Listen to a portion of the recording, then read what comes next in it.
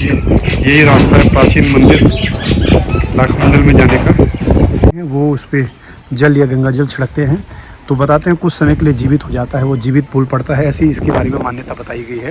अब वो कितना सच है, लेकिन एक फिर बाद में ये बताया गया कि किसी महिला ने, उसका पति मर गया था और उसको जब लाया गया तो वो कुछ समय के लिए जी गया था।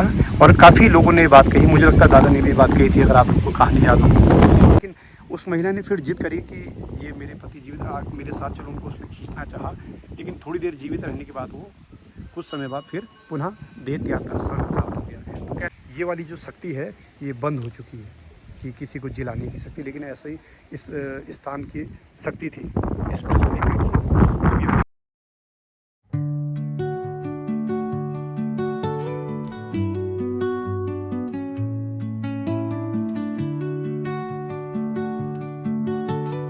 रास्तों से हम होते हुए चल पड़े हैं एक नए सफ़र की ओर।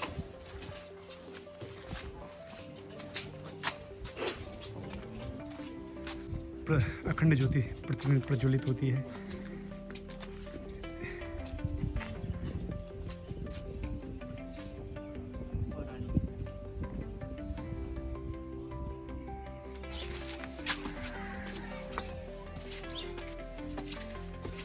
जी हम आ चुके हैं लाखामंडल।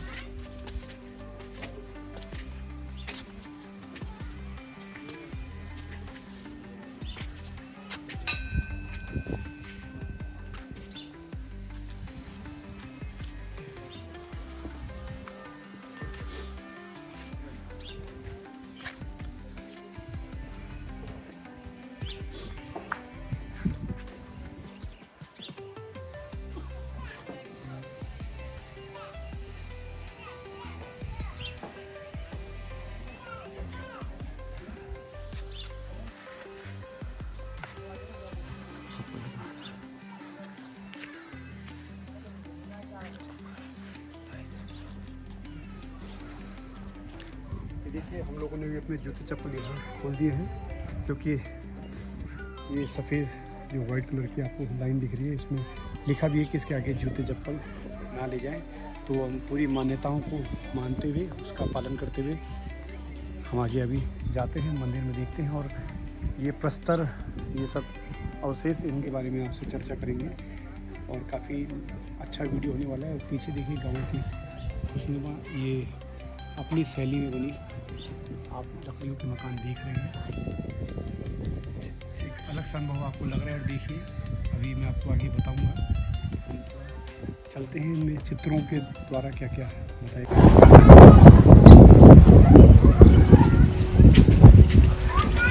और हम आप पहुँचे हैं लाखामंडल, शिव पार्वती के मंदिर, जिसको शिव पार्वती के मंदिर में मान्यता मिली है। और कई और किंवदंतियाँ कहानी है जो सफ़र में भी आपके साथ में बयां करता रहूँगा।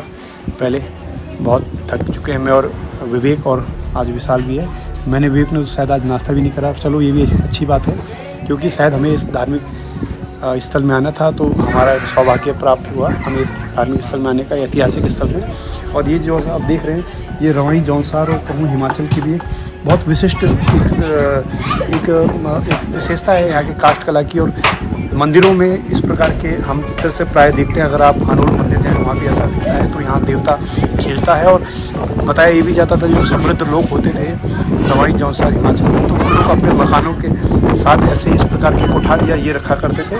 इसको इसमें बैठ के बातें गपशप लगाते थे। मेहमानों का आदर इसी में होता था। और कौट होती थी जिसको हम कहते हैं खिड़कियों से लगे कौट, तो इसको बहुत इज्जत और सम्मान का सूचक माना जाता है। साथ में देवी देवता भी यहाँ खेलते हैं, जीतते हैं, तो बहुत अच्छा। ऐसे देखने प्रायः दुर्लभ ही है और बड़ा अच्छा लग रहा है। आप कहीं भी मंदिरों में जाएँ तो इस प्रकार के आपको मिलेंगे, ख़ास तौर से जौनसार में। और मैं और मंदिरों में देखा तो इस प्रकार के स्थान हमें बैठने के लिए कहें, अपनी बातें करने के लिए, देव आराधना और बाकी यहाँ पे बैठकर निर्णय किया करता है, फल और भविष्य बताया करता है। तो इस प्रकार के स्थानों को बड़ा महत्व है। मंदिर के प्रांगण को घूम लेते हैं। सारे दिख रहे हैं, एक शिवलिंगों की, ये जो शिवलिंग है इनकी श्रृंखला, एक धुनी भी दिख रही है। और हम थोड़ा आगे चलते हैं। देखिए शिवलिंगों की अगर बात करूं मैं तो पूरे भारत में नहीं अभी तो पूरे विश्व में प्रसिद्ध है उज्जैन का महाकाल। आप सभी ने सुना होगा उज्जैन के महाकाल। और वहाँ पे क्षिप्रा जो नदी है, क्षिप्रा नदी के किनारे इस प्रकार के, हम उसको अगर अपनी भाषा में गंगलोड़ भी कहते हैं, उनको उस प्रकार के पत्थर मिलते हैं, शिवलिंग मिलते हैं और पूरे देश विदेश में वो एक तरह से विक्रय भी किए जाते हैं बड़े सम्मान के साथ। और वो पहले राजा महाराजा और कई लोगों को भक्तों को दिए जाते थे, अब वो खैर विक्रय भी किए जाते हैं। तो लेकिन यहाँ पर एक तरह से कौतुक है, इतने सारे शिवलिंग ये अपने आप में उत्तराखंड में काफ़ी कौतुक का विषय है। और अभी और भी शिवलिंग यहाँ बताए गए हैं, तो काफ़ी शिवलिंग हैं। और हम देख सकते हैं मंदिर जो आप देख रहे हैं उसमें काफ़ी एक प्राचीन पत्थर है, देख सकते हैं। ये देखिए कुछ डिजाइन है।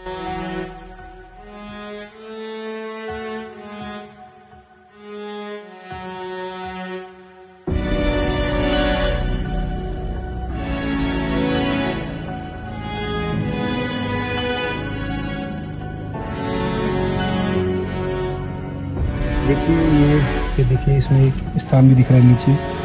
काफ़ी देखिए हमारे पुराने जो कहें कारीगर होते थे, जो मिस्त्री होते थे, वो स्टोन क्राफ्ट वाले बोले या वुड क्राफ्टर, कितनी मेहनत और कितनी शिद्दत से वो अपने कार्य को बखूबी करते थे। और आप देख सकते हैं आज सीमेंट का युग है, औद्योगिक का युग है, लेकिन इनके आगे लगता है कि हमारी सारी पढ़ाई और सारी इंजीनियरिंग फेल है। आप देखिए कहीं लग भी रहा है कि कुछ उसमें लगाया हो। देखिए सब काशी विश्वनाथ के मंदिर भी हम देखते हैं ऐसे ही। और यहाँ देखिए यहाँ पे श्री गणेश भी दिख रहे हैं, पर संभवतः ऊपर कार्तिकेय हों।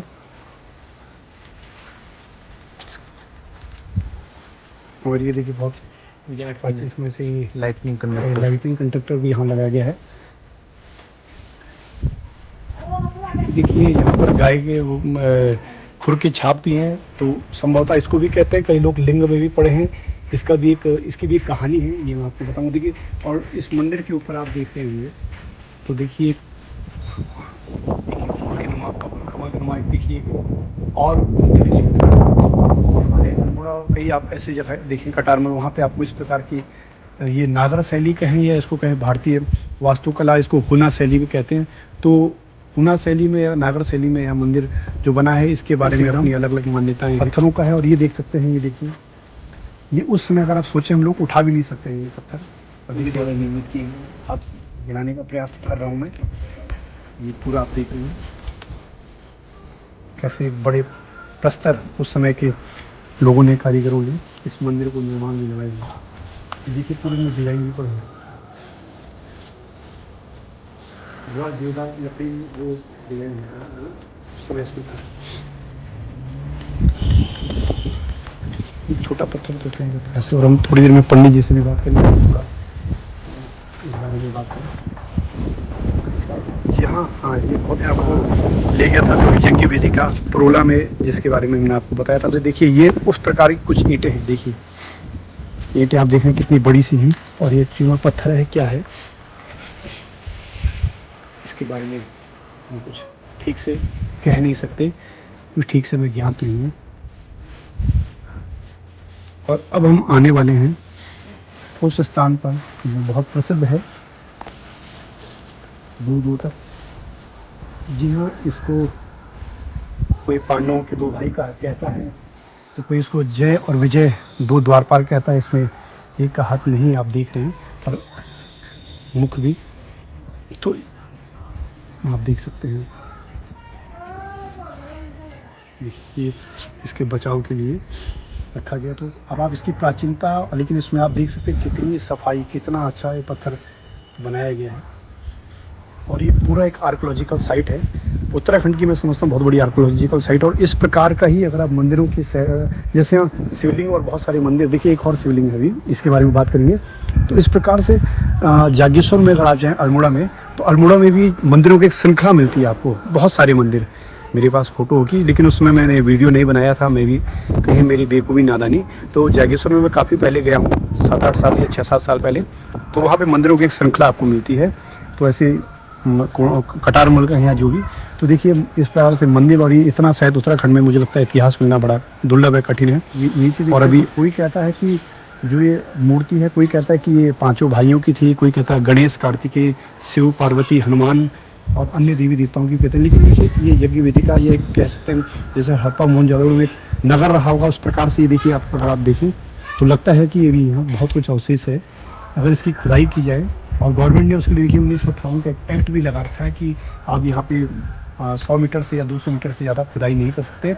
ऐसे भी यहाँ पे गवर्नमेंट ने पहले से ग्रामीण लोगों के लिए एक व्यवस्था बना रखी है। आपका कोई व्यक्ति भी यहाँ पे ना ज़मीन ले सकता ना कोई खुदाई कर सकता है। और नहीं तो मुझे लगता है अभी बहुत बड़ा एक इतिहास यहाँ से हमें मिल सकता है, क्योंकि हम देख रहे हैं इस प्रकार का इतिहास आपके लाखा मंडल में, जो देहरादून से मात्र 128 किलोमीटर की दूरी पर है, और मसूरी से मात्र मसूरी से केम्प्टी फॉल्स से 35-40 किलोमीटर की दूरी पर ये स्थान है। यमुना नदी के बाएं तट पर अगर आप आते हैं तो आपको स्थान मिलता है। देखिए कितना भव्य और एक पूरा का पूरा इतिहास अपने में इसने रचा बसा है, समाया है अपने में। तो काफ़ी कुछ है। देखिए एक नगर भी हो सकता है, एक उस समय का ये वेदिका, ये पूरा छोटा सा शहर। और सबसे अच्छी बात देखिए गाँव के मकान भी कितने अच्छे हैं पुराने ज़माने के। आप देख रहे हैं पूरी चौबारें जो देखने को नहीं मिलती हैं। और अभी मेरे पीछे जो मकान था वो देखेंगे जिसमें पंछी उस टाइप के उन्होंने वो भी बना रखे हैं।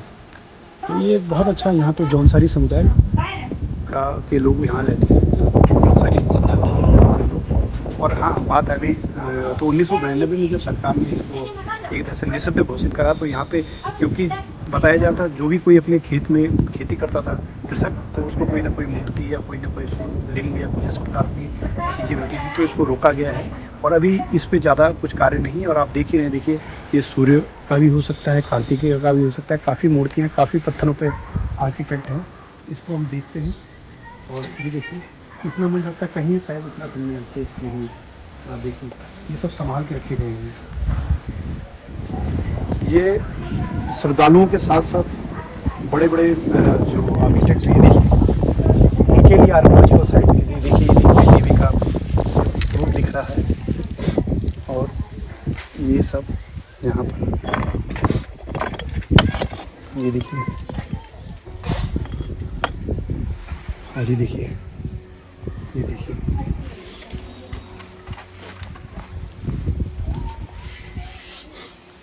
ये पत्थर कितना अच्छा है। ये देखिए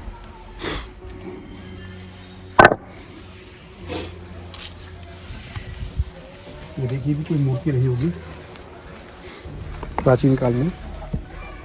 और ये शिवलिंग देखिए, तो शिव को काफ़ी महत्ता दी गई है, शिव को बहुत इंपॉर्टेंस दी गई। देखिए फिर ये देखिए कुछ ईंटों सा उस प्रकार की कितनी ईंटें, देखिए उस समय का कोई एक पैमाना है। ये जैसे आज की ईंटें मुझे लगता है थोड़ा इतने सही है, देखो थोड़ा उसकी डबल या डबल से थोड़ा 2.5 गुनी ईंटें हैं। ये देखिए थोड़ा और ज़्यादा बड़ी है। इससे इसकी प्राचीनता का बोध होता है। यहाँ ये शिवलिंग और एक कहानी भी जय विजय के बारे में, इतनी बड़ी शिवलिंग देखिए। यहाँ भी पीछे एक मूर्तियों का ढेर था। और बताते हैं अभी अगर जल की व्यवस्था हो पाए तो हम इसको हम प्रयोग करके देखना चाहते हैं। यहाँ पे नहीं है, आगे में। अच्छा, और ये भी देखिए कितना बड़ा शिवलिंग है, मुझे लगता है बहुत बड़ा शिवलिंग है। तो देखिए, और हमारे पीछे देख रहे हैं आप 2 ढोल हैं, बहुत अच्छा। ये बाजगे समुदाय के लिए स्थान छोड़ा गया है। और ये सब एकदम देखिए एकदम व्यवस्थित क्रम में है, कहीं से ऐसा नहीं लग सकता है कि आप कहें। सब एकदम व्यवस्थित रूप में है कि जल डालें, और मंदिर है तो फिर द्वारपालों के लिए जगह है, तो ढोलवादियों के लिए, तो आगंतुकों के लिए, सब एकदम व्यवस्थित। और एक छोटा नगर भी कभी कभी लगता है ये। तो ये हमारे पूरा का पूरा एक इतिहास जोड़े हुए हैं अपने में। और हम आगे भी एक ऐसा शिवलिंग जिसकी बड़ी विशेषता है, उससे पहले इस वाली जगह की बात मैं कर लूँ। ये जो 2 जिनको कोई पांडवों का भाई युधिष्ठिर या अलग अलग लोगों की मान्यता है, कोई शिव के गण, कोई शिव ही, या कोई इनको जय विजय द्वारपाल कहता। तो बताया जाता है कि यहाँ पर इस स्थान पर यदि कोई व्यक्ति मर गया है और उस व्यक्ति को अगर कोई समय रहते मरने के बाद जल्दी ही अगर कोई इस स्थान पर ले आता है, और उस पर अगर जो मंदिर के पुजारी हैं वो उस पर जल या गंगा जल छिड़कते हैं, तो बताते हैं कुछ समय के लिए जीवित हो जाता है, वो जीवित बोल पड़ता है। ऐसी इसके बारे में मान्यता बताई गई है। अब वो कितना सच है, लेकिन एक फिर बाद में ये बताया गया कि किसी महिला ने, उसका पति मर गया था और उसको जब लाया गया तो वो कुछ समय के लिए जी गया था। और काफ़ी लोगों ने बात कही, मुझे लगता है दादा ने भी बात कही थी, अगर आपको कहानी याद हो। तो कहते हैं कि थोड़ी देर के लिए जी गया था। तो देखिए ये शक्ति हमारे इस इन पुराने जो हमारे ये सभ्यताएं बसी हैं वहाँ पे ये जो हमारे प्राचीन जो कल्चर है, संस्कृति, इसकी सब इतनी शक्ति है। तो इन स्थलों की, इन देव स्थलों की इतनी शक्ति है। तो अब बता दें कि जी गया था, लेकिन उस महिला ने फिर जिद करी कि ये मेरे पति जीवित मेरे साथ चलो। उनको उसने खींचना चाहा, लेकिन थोड़ी देर जीवित रहने के बाद वो कुछ समय बाद फिर पुनः देह त्याग कर स्वर्ग प्राप्त हो गया। तो कहते हैं कि कई लोग यहाँ जब आते थे तो वो कुछ समय के लिए बोल देते थे, और कुछ जल डाल के अगर उनके कुछ पाप भी करे होते थे तो पाप धुल के वो स्वर्ग प्राप्त होते थे। ऐसी यहाँ कहानी फैली है क्षेत्रों में, दूर दराज में। तो हम देखते हैं तो ये इस जगह की कहानी थी, ये जो इसके पास लाया जाता था, इसी स्थान का जिक्र है।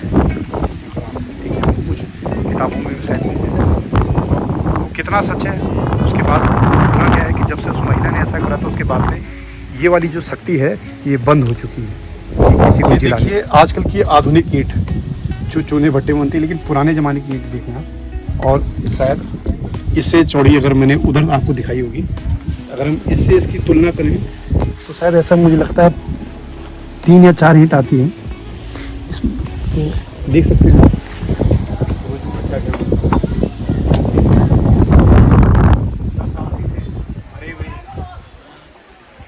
स्ट्रक्चर आप देख रहे हैं, शायद ही कहीं होते हैं, इतना कुछ है।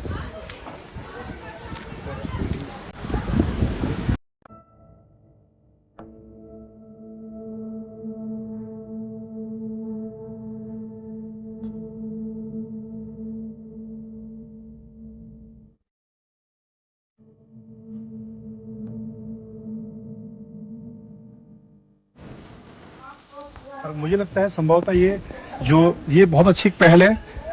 आप लोग भी देखें, देखिए जो ब्रेल लिपि से जो शायद मुझे लगता है कि पढ़ नहीं पाते उनके लिए इस प्रकार से हमारे जो दर्शनीय और ऐतिहासिक स्थल हैं, ये सरकार की बहुत अच्छी पहल है, क्योंकि मैंने शायद और कहीं नहीं देखा है।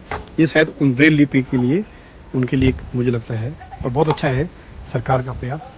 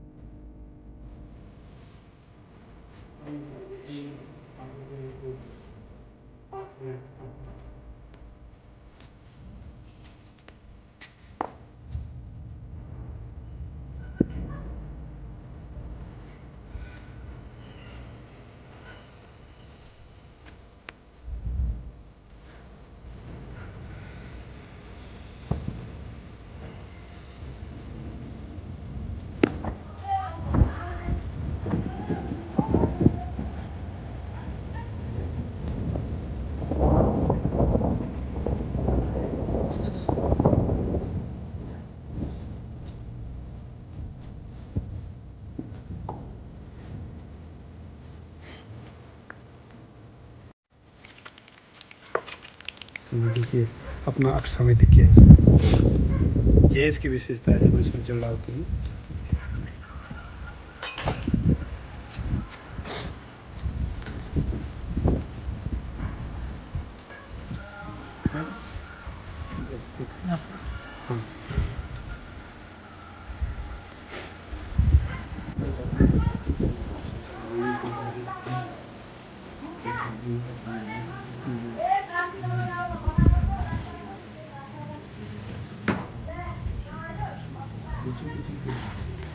मंत्र सहित आपको तिलक लगाना है। जहाँ से आ रहे हैं वहाँ से कोई अच्छा मंत्र लगा आपके उधर में, आपका का तिलक का मंत्र होगा।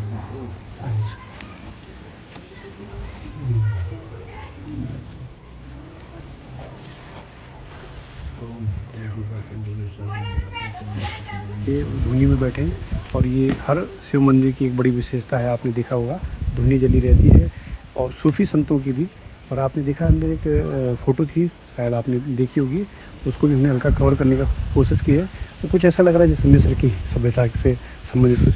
भले ही मैं इसको कहाँ जोड़ा हूँ गलत सही, मैं कोई इतिहासकार नहीं, लेकिन एक जिज्ञासु जरूर हूँ। और पहली बात ये शिवलिंग की, तो जब भी इसमें हम पानी डालते हैं तो अपना अक्स दिखता, अपना चेहरा दिखता है, हम साफ देख पा रहे हैं। जब भी इसमें पानी डालें बताया जाता है कि ग्रेफाइट के पत्थर का है। ग्रेफाइट के पत्थर का है शिवलिंग। और जब भी इसमें हम पानी डालते हैं तो हम देखते हैं, अपनी फ़ोटो देखे भी हम देख रहे हैं पानी सूखे में नहीं, जब भी हम इसमें कोई पानी डालेंगे तो एकदम चमकते एकदम, बहुत ही सॉफ्ट एकदम, आप देख सकते हैं एकदम मुलायम है। ग्रेफाइट के पत्थर से बनाया हुआ इसको बताया जाता है। आगे चलते हैं।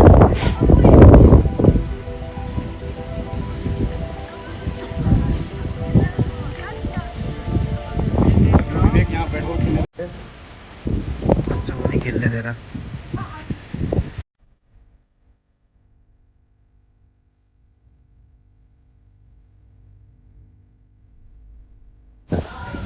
पीछे आप देख पा रहे हो अगर वो, तो देखिए इस गुफा है और यहाँ पे कई गुफाएं हैं। मैं कह रहा था ना आपको वीडियो बड़ा लंबा हो जाए, क्योंकि नीचे भी हम जा रहे हैं तो गुफा है, ऊपर भी जा रहे हैं गुफा है। देखिए काफ़ी कुछ है, इसकी भी एक कहानी है। आगे कुछ लोग जहाँ इसको भगवान शिव और पार्वती का मंदिर मानते हैं, और इस अभी इसके बारे में देखिए पूरा पुष्टि नहीं है, कोई 6ठी शताब्दी में इसको मानते हैं, और 6ठी शताब्दी में यह मंदिर बना था, और कोई इसको 8वीं शताब्दी में मानते हैं नागर शैली में। और फिर यह मंदिर जो है कोई इसमें कई बार लाक्षागृह की बात आती है, क्योंकि देखिए अगर लाक्षागृह की बात हम करें, क्योंकि पांडवों से अपना इतिहास जोड़ते हैं, बात सही है। जौनसार में के जो लोग हैं अपने को पांडवों का वंशज मानते हैं, लेकिन पांडवों का वंशज केवल जौनसार ही नहीं मानते, अपितु पूरा भारत मानता है। हस्तिनापुर में मैं जब गया था तो वहाँ जैनों ने अपनी चिन्हियाँ बना रखी हैं, अपना जैनों के जो अवशेष होते हैं मृतकों के, जैनों के चिन्ह। लेकिन अगर मैं वहाँ की बात करूँ तो पांडुकेश्वर मंदिर मिलता है हस्तिनापुर में। तो हस्तिनापुर की देखा जाए तो ये पूरा हरियाणा, मेरठ और ये वाला जो इलाका है हमारे उत्तरकाशी से लेकर ये देहरादून का विशेषकर, जिसमें टॉन्स वैली से लेकर मोरी का पूरा क्षेत्र, तो कहीं ना कहीं ये पूरा एक पांडवकालीन है, और ये सच में अपने में एक इतिहास जुड़ा हुआ लगता है, और ऐसा हमें लगता है कि हाँ ऐसा हो। और लाक्षागृह भी हम पीछे वहीं मंदिर की ओर जा रहे हैं, जैसा बताया जाता था। लाक्षागृह में युधिष्ठिर ने अपने भाइयों, ये जो जितने भी पांडव लोग थे, दुर्योधन ने इनको मारने की साजिश रचाई थी, और युधिष्ठिर ने इसका निर्माण करा था, ऐसा मानते हैं। और उस समय जो दुर्योधन की चाल विफल हुई थी, क्योंकि लाक्षागृह, लाक्षा मतलब कि लाख का ग्रह, कि जिसमें ये लोग जल जाए, लेकिन उन्होंने इन्हीं सुरंगों का इस्तेमाल किया था जो शायद आप पीछे देखें। और यह विचार, यह आइडिया उनको कहाँ से आया था?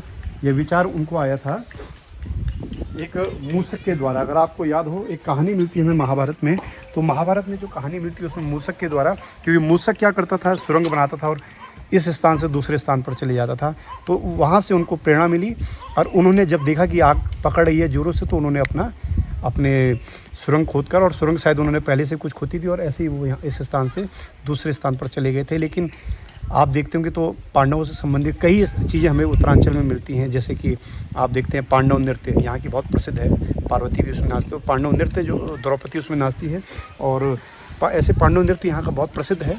और इस प्रकार से उत्तराखंड में आप देखें तो भीम गुफा, भीमशिला, कोई कहता है कि ये गुफा भीम की है, कोई कहता है ये गुफा भीम की है, तो कई लोग ट्रेस करते हैं। वैसे ही अपने को पांडवों का वंशज मानता है, तो मुझे लगता है कि सबसे पुख्ता सबूत यही हमें मिलते हैं, और यही एक क्षेत्र है जो मुझे लगता है सबसे ज़्यादा प्रमाणिक होगा अगर इतिहास की दृष्टि से देखें।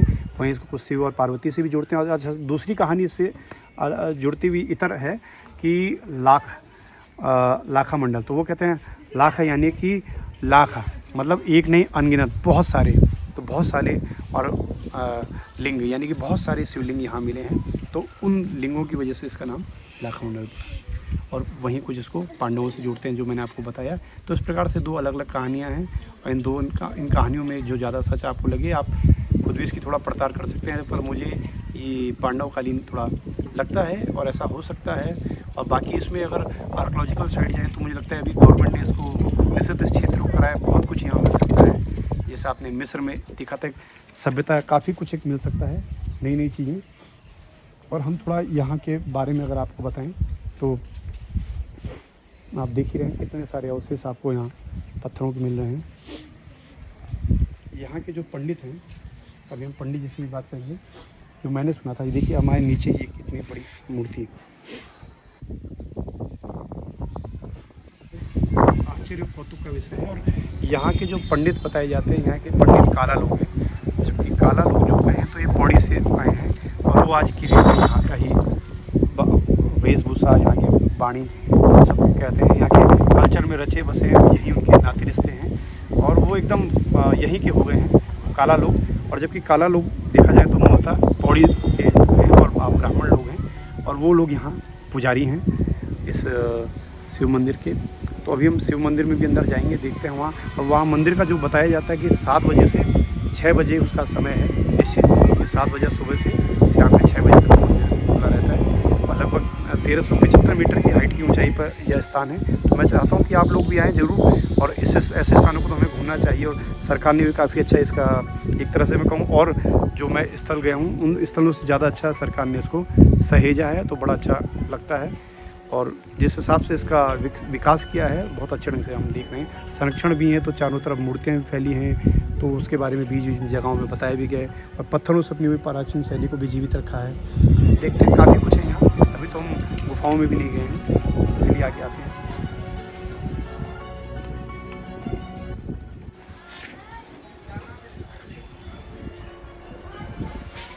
देख सकते हैं आप दरवाजे से आप प्रारंभ देखिए, भगवान कार्तिकेय, शिव, हनुमान जी और दुर्गा माँ सभी के अलग अलग।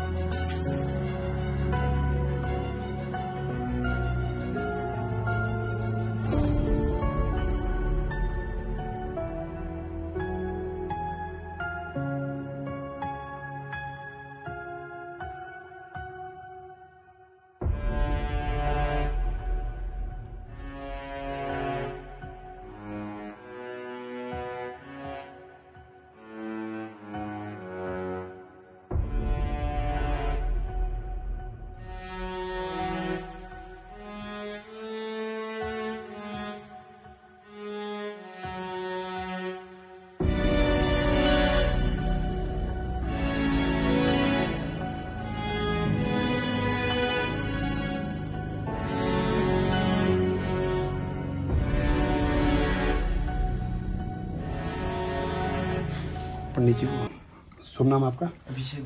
अच्छा, थोड़ा आप इस स्थान की महत्ता है जो भी आपने हमें कुछ बता सकें, आपने पुरखों से आपने सुना होगा जी, थोड़ा कुछ। तो ये जो मंदिर है ना, ये प्राचीन शिव मंदिर है। इसे आदि केदार के नाम से भी जाना जाता है। तो ये मंदिर है, ये पांडवों के टाइम का है, मतलब पांडवों द्वारा बनाया गया था। पांडवों ने यहाँ पे 1.25 लाख लिंगों की स्थापना की थी और कई मंदिर बनाए थे। तो पांडव जब अज्ञातवास के टाइम आए थे तो उन्होंने कुछ समय यहाँ बिताया था। तो फिर उन्होंने इस मंदिर की स्थापना की थी। जो आपने इधर देखी वो शिवलिंग, वो युधिष्ठिर लिंग है। तो यहाँ पे उन्होंने 4 युगों की 4 शिवलिंग है। जैसे सतयुग की ये शिवलिंग है, और त्रेता युग की बाहर है जो लाल रंग की शिवलिंग है, और जो हरे रंग की है वो द्वापर युग की है। और जो आपने आगे देखी शिवलिंग जिसमें जो पारदर्शी शिवलिंग है वो कलयुग की है। और यहाँ पे आपने देखा होगा कि गुफा जाती है, जो देवदानव है, वो देवदानव बोलते हैं उन्हें ना, द्वारपाल भी कहते हैं। तो उनके बीच से एक गुफा जाती है जो आगे निकलती है। कहते हैं वहाँ से पांडव बाहर निकले थे, मतलब ना। और यहाँ पे जैसे किसी स्त्री का वो नहीं होता ना, बच्चे नहीं होते हैं, काफी टाइम से हो नहीं रहे होते हैं, तो शिवरात्रि के दिन यहाँ पे वर मांगने आते हैं। जैसे शिवरात्रि होती है उसके अगले दिन यहाँ पे अपनी शिवरात्रि मनाई जाती है। तो कुछ दीप से जला के रखते हैं। जो ये अखंड ज्योत है ना, तो इसको पूरी रात जो एक नजर से देखेगा और पूरी रात तपस्या करेगा, उनको 1 साल के अंदर यहाँ पे वो प्राप्ति होती है, पुत्र की प्राप्ति होती है, पुत्री की प्राप्ति होती है। ये इसकी महत्ता है। और यहाँ पे और तो चलिए, अच्छा। अच्छा, यहाँ के जो पुजारी कौन कौन लोग हैं? जैसे पुजारी यहाँ पे 3 रात्रि है। जैसे शर्मा लोग है, गौड़ लोग है, बहुगुणा लोग है। अच्छा, तो सबकी बारी लगी हुई है अपने अपने, उससे कराते और काला लोग भी बोलते थे शायद। वो जो शर्मा लोग है ना, उनको ही काला बोलते हैं। अच्छा, क्योंकि उनके पुरखे तो फिर शायद मुझे लगता है पौड़ी से कभी आए थे। जी, वो मतलब यहाँ पे जब इस मंदिर की स्थापना हुई होगी ना, तो एक गांव जब बसा होगा तो कोई ना कोई कहीं ना कहीं से आया होगा। आपके पुरखे शायद मुझे लगा काफी पहले बहुगुणा पौड़ी फूड़ी से कभी कहीं ना कहीं से आए होंगे। नहीं तो जो बहुगुणा है वो पूरे इधर चक्राता, जैसे हम चक्राता उसमें आते हैं ना, तो कहीं नहीं है, इसी गाँव में बहुगुणा। बिल्कुल बिल्कुल। वही भगुड़ा में पहली बार उत्तरकाशी में मिल जाएगा वो। नस्सी में। उत्तरकाशी में मिल जाएगा आपको, इधर भी मिल जाएगा यहीं नजदीक, बस यहाँ नहीं चक्राता में नहीं मिलेगा, ये जौनसारी जनजाति में आता है ना ये क्षेत्र, तो यहाँ पे नहीं मिलेगा। चलिए बहुत अच्छा लगा आपसे जानकारी लेकर, और ऐसी चीज़ें हमारे युवाओं के बीच भी जाएँ। अभी भगुड़ा जी ने हमें काफ़ी अच्छी जानकारी दी, और ये बात सही है, त्रेता युग और द्वापर का जो शिवलिंग है ये मैंने भी सुना था, और यहाँ पांडवों ने काफ़ी अपना वो रखा समय, और बचे हुए यहाँ से और इस गुफा से दूसरी ओर गए। और आप देख रहे हैं जो मंदिरों में जो मूर्तियाँ हैं, इसको देखकर ऐसा लग रहा है कहीं दक्षिण भारत में हो मूर्तियाँ वाकई में। यहाँ पे कोई आर्टिफिशियल नहीं, कोई और एक लिंग देख सकते हैं हम, लिंगम बहुत अच्छा पूरा।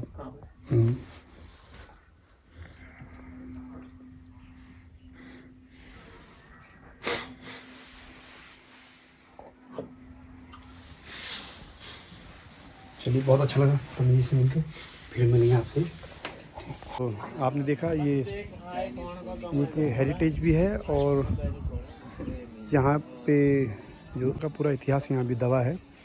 और अभी हम लोग यहाँ से जाएंगे और थोड़ा गुफा की ओर, और काफ़ी कुछ है यहाँ कहने को, बोलने को, सुनने और समझने को।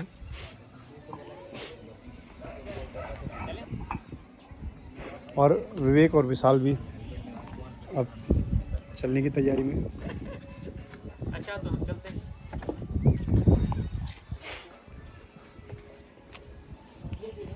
तो मित्रों ऐसी जगह हैं, और समझें अपने इतिहास, उत्तराखंड अपने देव रहस्य को, बड़ा आनंदित जगह है। और अभी भी बहुत कुछ है यहाँ देखने, समझने, पढ़ने को, और हम अभी गुफाओं की ओर भी जाएंगे।